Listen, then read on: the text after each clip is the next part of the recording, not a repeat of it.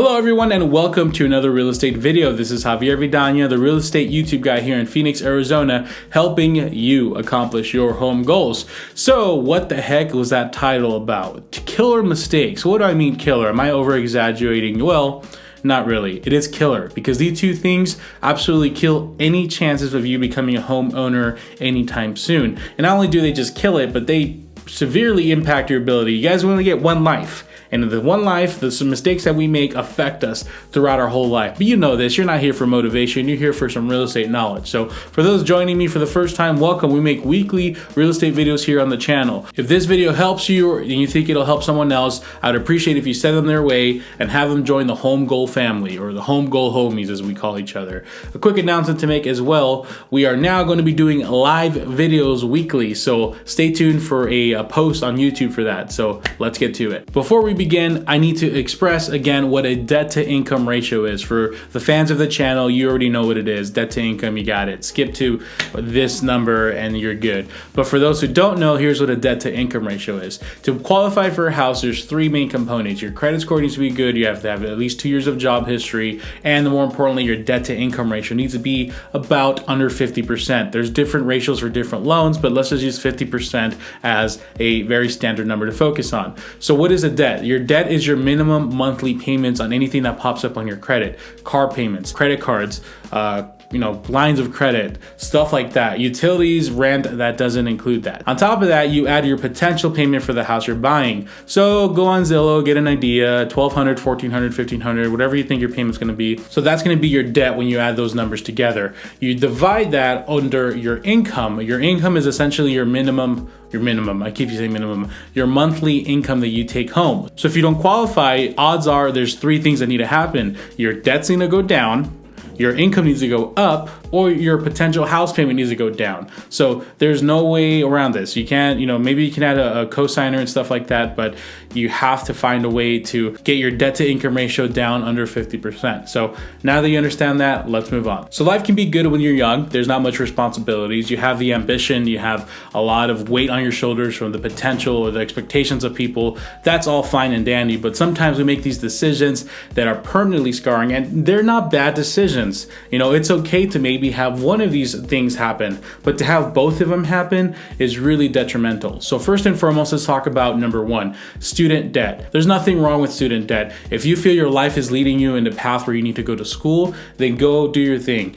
Go to school, get a line of credit or grants or whatever the heck how that works. But at the end of the transaction, when you're done with college, you have a number that's your student debt. And this could be 30, 40, 50, 60, 70,000. It's a big number, right? But don't let that discourage you from buying a house. And I made a video about it. If you haven't watched it, here it is, where I talk about you still can buy a house with student debt. In some situations, you're able to use your payment that they base off your income, and that's usually like $100 to a few $100s, which is really great. But worst case scenario, they only take 1% of your total income and use that against your debt to income ratio. So there's nothing wrong with this. However, things get messy when you introduce something else. So let's just paint the scenario here. You're out of college, you got yourself a nice little gig. Maybe it's not paying what you want yet, but you're on the path to, do what you want in life. And you're getting tired of driving that same old car you've been driving around for a long time. So, you got some income, you don't got that much going on. So you go to the dealership and you get yourself not just a 90 car, you get yourself a brand new car. Or, sometimes you might even go out and say, you know what, I really need that Ram or that Ford F-150. I know I don't haul anything, but man, I've always wanted a truck. Or you go get a sports car, or you go get yourself a Tesla. Whatever the situation is, you go get yourself into a really high payment with a brand new car. You can afford it. I mean, you have a pretty decent job. You got your student debt, which you have a nice little payment on, and it doesn't really affect you. So a $400 to $600 payment on a car, wow, you can handle that, right? Well, when you add these two together, they can be a very, very deadly equation. Most people want to buy a house on their own, and I respect that. When you go and try to go get it qualified for a house, well, you got these two massive debts now holding you back. In some scenarios, it doesn't matter what payment you have negotiated with them, they might tax you for 1% of that. So that's $600. On top of that, you decide to go get that brand new car, and now you have a $400 to $500 payment. Well, that's about $1,000 to $1,100. And on top of that, for your minimum debt, you're gonna add that potential payment for the house. So if you're looking on the lower end, let's just say it's another $1,000 to $1,200. Well, now that's over $2,000 of pure debt. A lot of times, you could be doing your thing and making good money, but let's face it, most people, especially when you're younger, you're making maybe $3,000 to $5,000 a month, which is pretty good for someone who's living on their own. That's $30,000 to $40,000, $50,000 a year. But when you have these massive things that are holding you back, and not only that, but some people also have little credit card payments. So you might have $600 of student debt. You might have another $500 payment for your car. You might have, a few credit cards that up to $300, $400. Well, you're basically eating up your whole entire debt to income ratio on these massive debts. And now you won't be able to qualify for the house that you want because of this. I've been encountering this issue so much recently with people, especially my age, 20s, early 20s, late 20s. And it's so sad because, normally if you try to get qualified and you don't get qualified, well, usually it's like, hey, pay off this card. Hey, lower your balance for this, stuff like that. But to tell someone, hey, go return this $30,000 to $40,000 car you bought, or hey, pay off your student loan debt of $50,000 is just not feasible. These are massive debts that it takes a long time to pay off. So when you're put in this position, the only route to take really is to get a cosigner. And for those who are trying to maintain their independence and really, try to do things on their own, yeah, it's possible to go ask family for help, but you can't, there's something satisfying about doing it on your own, right? So what can you do? Well, if you're in a position where you're still, growing in life and you're still getting there, and you're in school, you're going to college, you're gonna have debt when you're done, well, don't go get that brand new car. If you need a car, buy something cash, save up, or maybe if you have to get a brand new car, a car payment, maybe don't get a new one, get a used one that's $100 or $200 payment.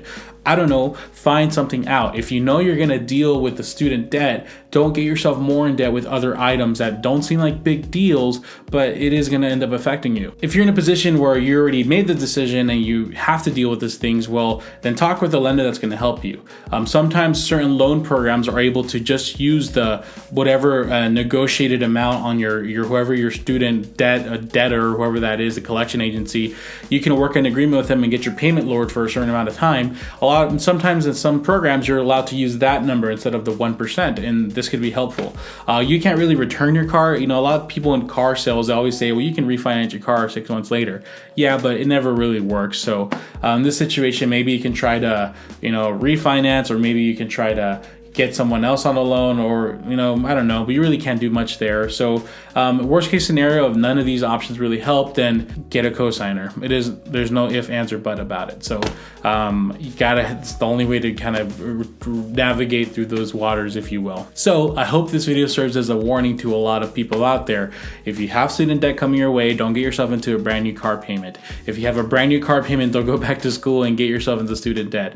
And if you are in the situation and you don't have someone to co-sign for you, or you don't have other situations to get yourself out of it, well, then unfortunately it is what it is. Just get into it, hunker down, try to pay as much as you can of it off, get rid of the car payment, or do whatever you need to do to rid yourself out of debt and get yourself into good debt. Obviously, buying a house is more debt, but odds are you're gonna have to pay $1,000 to $1,500 to rent a place or rent a house. Why not use it to buy a house? That way you can actually be building equity. So I hope this video helps you guys. Thank you so much for watching. If you're looking for a realtor in the Phoenix, Arizona area, my contact information can be found below. And if you're out of state, there is also a link below for you to click, and then you can learn a little more about my program of referring agents in out-of-state communities. So thank you guys so much for watching. I appreciate your time. If you have any questions, please leave them in the comments below. I'm going to be addressing them in our live video that we do every week. Thank you guys. I appreciate your time. Have a wonderful day.